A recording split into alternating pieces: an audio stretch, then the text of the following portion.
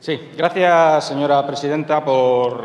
este turno de intervención. Señor presidente, gracias también por la información sobre el Consejo Europeo de marzo.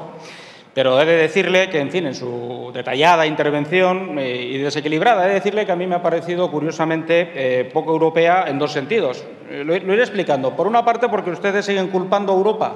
de determinadas consecuencias de políticas que son puramente nacionales, por ejemplo, la política energética, ahora lo comentaré, y por otra parte, porque,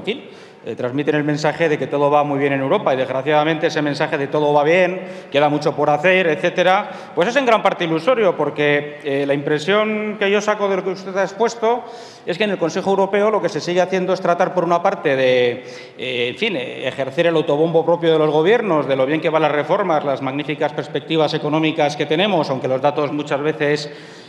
no solamente no confirmen, sino que más bien hagan sospechar que seguimos con los problemas originales ahí y que no se solucionan precisamente en gran parte por intereses egoístas nacionales.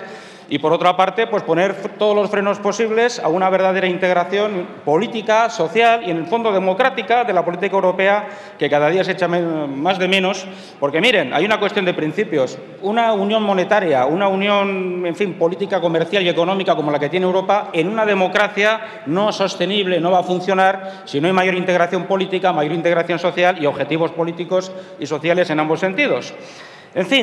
Vayamos repasando algunas de las cosas que ha dicho usted. Por ejemplo, cuando ha hablado de economía, cosa a la que ha dedicado, como es natural, un buen tiempo de su intervención, ha hablado mucho más del éxito de sus políticas de gobierno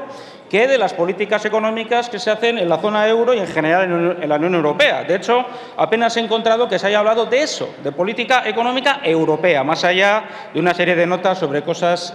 muy concretas. Pero nos sigue pareciendo que sigue faltando una idea de conjunto sobre qué es lo que va a hacer el Consejo Europeo, que tiene una responsabilidad fundamental en esta materia, para prevenir la repetición de crisis monetarias en la Unión Europea y de crisis fiscales y, por lo tanto, de crisis económica y de aumento de desequilibrios y de la desigualdad dentro de lo que es la eurozona, entre países y dentro de la sociedad de los respectivos países, y en este caso el de España es particularmente preocupante porque seguimos siendo el país que ha tenido el mayor incremento de la pobreza, de la desigualdad y del paro en el conjunto de la eurozona y, desde luego, entre los países desarrollados importantes de la eurozona. Por ejemplo, cuando hablan ustedes de la mejora de información fiscal entre Estados, pues está muy bien que sepamos más de las transferencias fiscales entre Estados y que se conozca algo más sobre el particular, pero esto contrasta fuertemente con el hecho de que en España, en concreto, su gobierno sigue siendo de una opacidad fiscal extraordinaria y seguimos sin saber, por ejemplo, algo que es estos días noticia, que es a cuántos exaltos cargos del gobierno o altos cargos o lo que sea, o gentes dedicadas al servicio público, se les ha beneficiado con la amnistía fiscal. Es bastante chocante que, por una parte, se presuma de avances en la transparencia y en el intercambio de información fiscal y que, sin embargo, en nuestro país en particular, lo que hay es un evidente retroceso.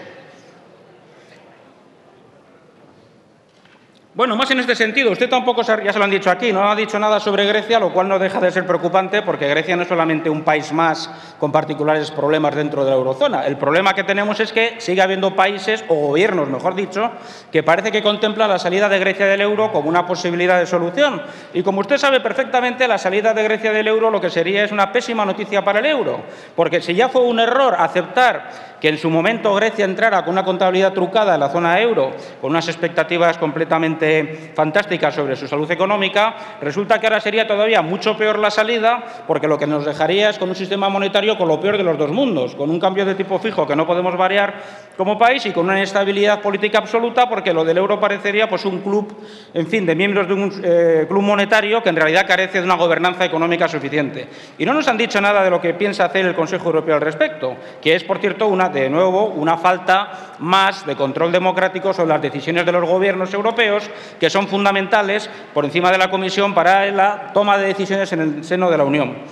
¿Qué más cosas? Pues lo mismo nos ha ocurrido con algunos apuntes de política internacional. Ha hablado usted de Túnez, de Libia, del yihadismo. Sin duda son cuestiones de la primera importancia, estratégicas, de hecho, más estratégicos y más importantes de lo que se reconoce en el discurso y en el debate político nacional. Pero, ¿qué va a hacer la Unión Europea o cómo ve el Consejo el apoyo a Túnez? Porque el caso de Túnez es muy particular. Es el único de los países árabes en el cual la famosa primavera democrática ha dado paso a un Estado democrático pluralista, con las deficiencias que se quieran, pero indudablemente democrático y pluralista. Parece que haría falta un esfuerzo especial para apoyar a Túnez para que siga siendo ese país un modelo de Estado de referencia frente a muchos estados islámicos o islamizados o que tienden hacia el islamismo en los que hubo, sin embargo, primaveras democráticas en un ejemplo de degeneración política muy preocupante y que es un grave peligro para Europa. En fin, hemos echado, por lo tanto, como le digo, pues muchas cosas de menos. Evidentemente, usted podrá refugiarse en que no hay tiempo para hablar de todo y que hay que seleccionar los mensajes.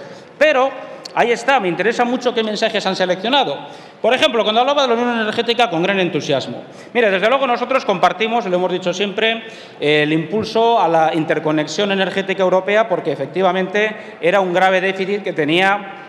la Unión Europea como economía integrada. De hecho, era un ejemplo de lo mucho que faltaba para la integración económica.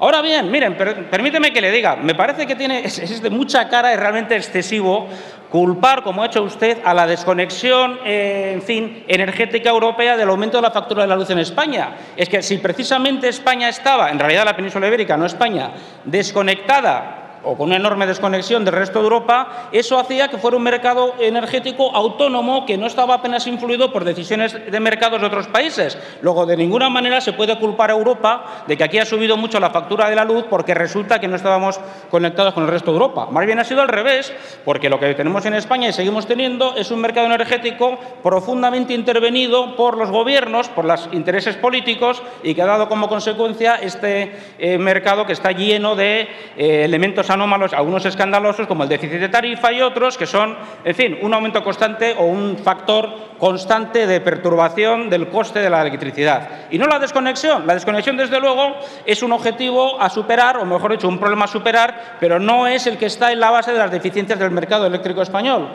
Y en este sentido, pues hay una cosa preocupante. Hablan ustedes de que vamos a tener por fin un mercado energético europeo. Bien, pero ¿cómo va a ser? Porque como el modelo sea el español, desde luego es para echarse a temblar. Va a ser intervencionista, van a ser los gobiernos los que regulen los flujos energéticos y, por lo tanto, los precios. Va a seguir habiendo oscuridad sobre la formación de precios de la electricidad y también del gas. O en realidad va a ser un mercado competitivo y orientado hacia eso, hacia la competencia y hacia que los consumidores, tanto domésticos como industriales, puedan elegir el mejor suministro. Pues, en fin, de esto no han dicho nada. Y por algunos elementos que hay en las decisiones del Consejo, cabe temer que cuando se habla de un mercado único europeo de energía se esté hablando de tratos entre Estados y de contratos a grandes proveedores, pero no de un mercado de abastecimiento, de producción y de distribución que facilite la competitividad a los consumidores domésticos y, sobre todo, a los industriales.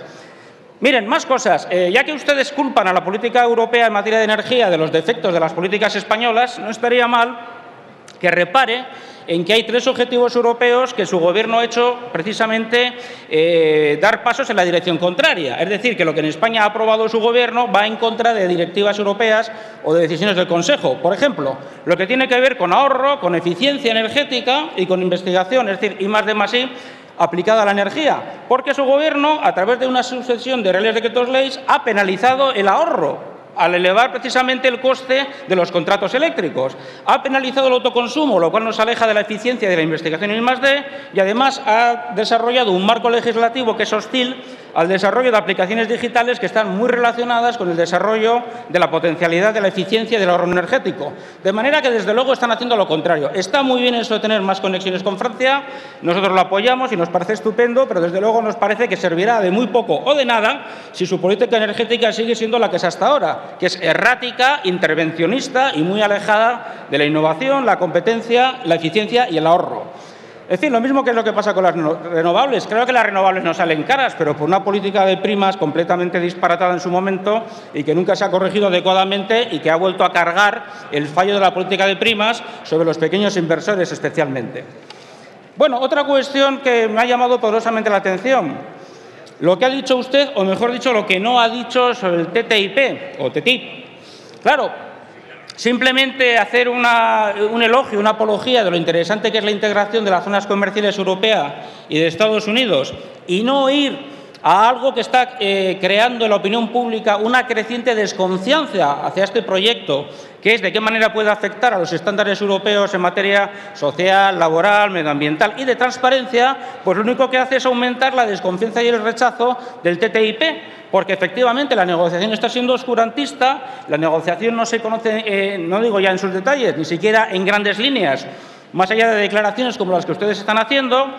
Y en este sentido, flaco favor hace el Consejo Europeo a la Comisión, que ha hecho algunos tímidos e insuficientes esfuerzos por transmitir algo de transparencia y de información a la opinión pública. Ustedes no dan ninguno y, por lo tanto, hay que pensar que efectivamente lo que se está negociando es un tratado a espaldas de las opiniones públicas de los países interesados, de los europeos en concreto, y que, por lo tanto, cabe temer que se está haciendo más caso o se están priorizando los intereses de tipo oligopólico de las grandes corporaciones a aquellos de exigir una extensión del modelo económico, por lo menos social, en sus elementos fundamentales que tenemos afortunadamente en Europa.